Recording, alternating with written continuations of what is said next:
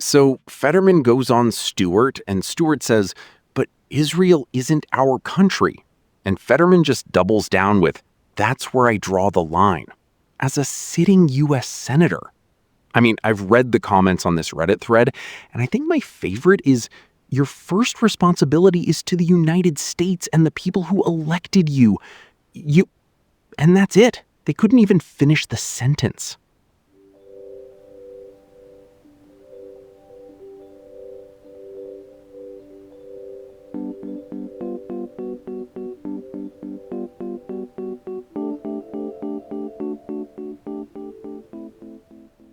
The yo is the sound of a constituent's soul leaving their body.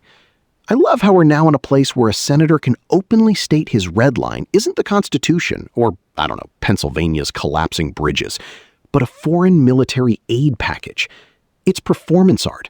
It's saying the quiet part out loud and then getting a standing ovation at AIPAC. Okay, but can we pull on that thread for a second? Because this is the core tension that I think breaks both our usual frames. My instinct is to say this is a failure of governance. You're elected to represent your district, your state, your nation. His job is to care about the fentanyl crisis in Kensington, not to draw lines around another country's defense policy. But your side would say this is exactly what happens when you let money and lobbying capture the process. So we should agree on the symptom, even if we disagree on the surgery. Oh, we absolutely agree on the symptom. The difference is you hear Fetterman and think, this man needs better incentives and maybe a briefing from the GAO. I hear Fetterman and think this man is a walking exhibit of why representative democracy is a Potemkin village. He's not malfunctioning within the system. He is the system, functioning exactly as designed. A human weather vane calibrated to donors, media proximity, and whatever ingratiates him to power. That viral clip is a feature, not a bug. But that's too easy. You're letting him off the hook as if he has no agency. He chose that line. He could have said, look, I have deep personal connections to Israel. And my job is to worry about Americans first. So let's talk about how we balance those. He didn't. He made it a loyalty test. And Stewart called it perfectly. Just a simple, devastating, but Israel isn't our country. That's an institutionalist pushback. Jon Stewart, our secular pope of sarcasm, doing the work the Senate Ethics Committee should do. The Senate Ethics Committee is a houseplant that everyone waters with silence. But you're right, Stewart's line was beautiful because it was banal. He wasn't making a radical argument, he was stating a fact so obvious it should need no defense. Israel isn't our country. That's something a 5-year-old knows. Yet here we are, an entire political class acting like that statement is somehow controversial or anti-Semitic or naive. The discourse is a hostage situation. And now, the Reddit thread is a perfect little petri dish of where we are. Half the comments are, he's right to support our greatest ally in the Middle East. Half are, stop sending billions to a country with universal health care while Americans go bankrupt. And a small but spicy contingent is just posting the definition of dual loyalty and watching the thread burn. No one's talking about actual policy anymore. It's all vibes and tribal signaling. It's all astroturf, Marty. Not the literal Wikipedia definition, although I did fall into that rabbit hole this morning, but the vibe of the internet now. Ever since we learned that a significant chunk of online political sentiment is bots, sock puppets, or engagement farmers, I can't read a trending thread without feeling like I'm watching a puppet show, where all the puppets are just other, smaller puppets. Fetterman is Israel is where I draw the line. Stewart is but. The Redditors are yo. It's a Muppet Babies reenactment of foreign policy. Fetterman as animal. But speaking of puppets and narratives that suddenly flip, did you see RFK Jr. is now telling U.S. families to vaccinate their kids against measles? This is the same guy who spent decades building a brand on vaccine skepticism.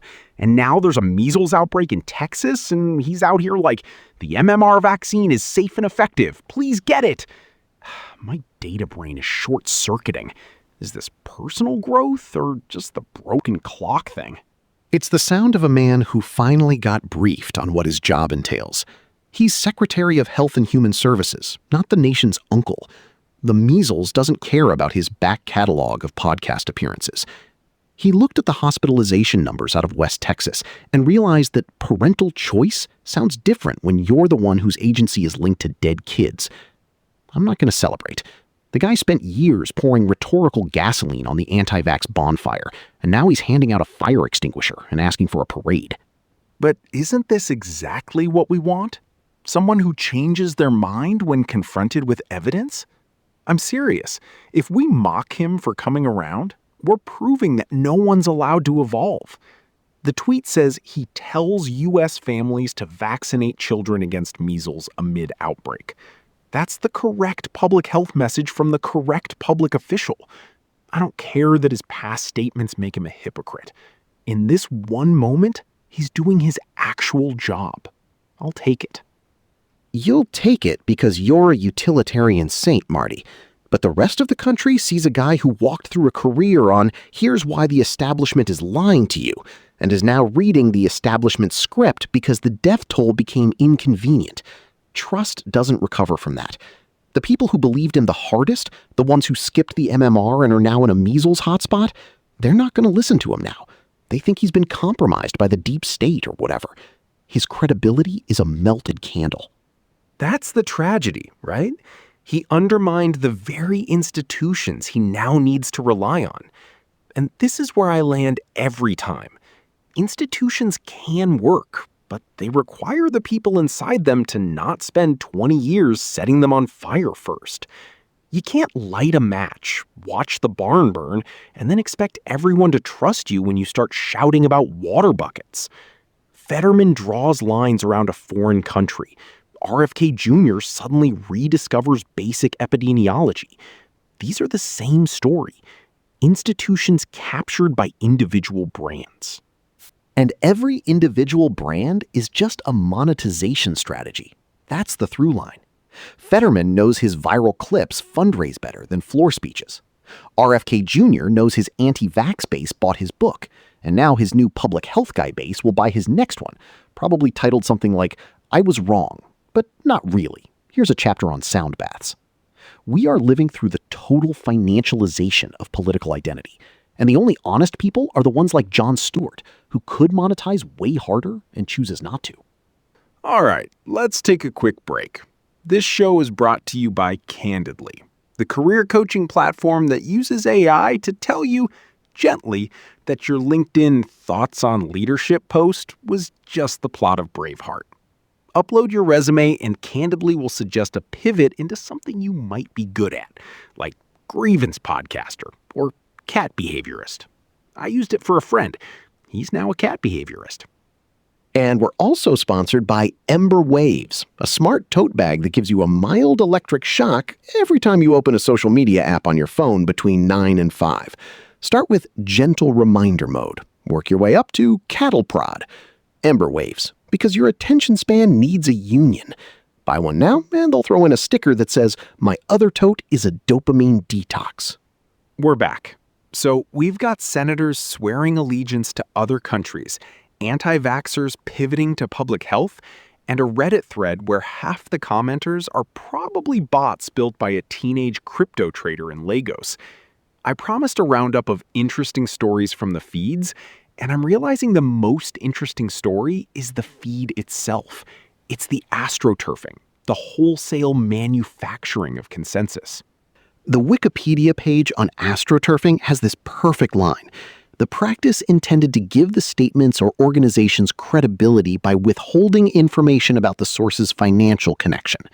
That's the whole ballgame. And the thing is, we all know it's happening and we scroll anyway. Last week, I saw a trending hashtag about some new energy drink, and every tweet was like, wow, finally a beverage that understands my chaotic lifestyle. And I thought, either I'm having a stroke or the bots finally perfected irony. And then I bought one because I'm part of the problem. Did it understand your chaotic lifestyle? It tasted like lime-flavored nihilism, but it wasn't a cool can. Which brings me back to Fetterman. His whole "Israel is where I draw the line" what if that's not even a genuine belief?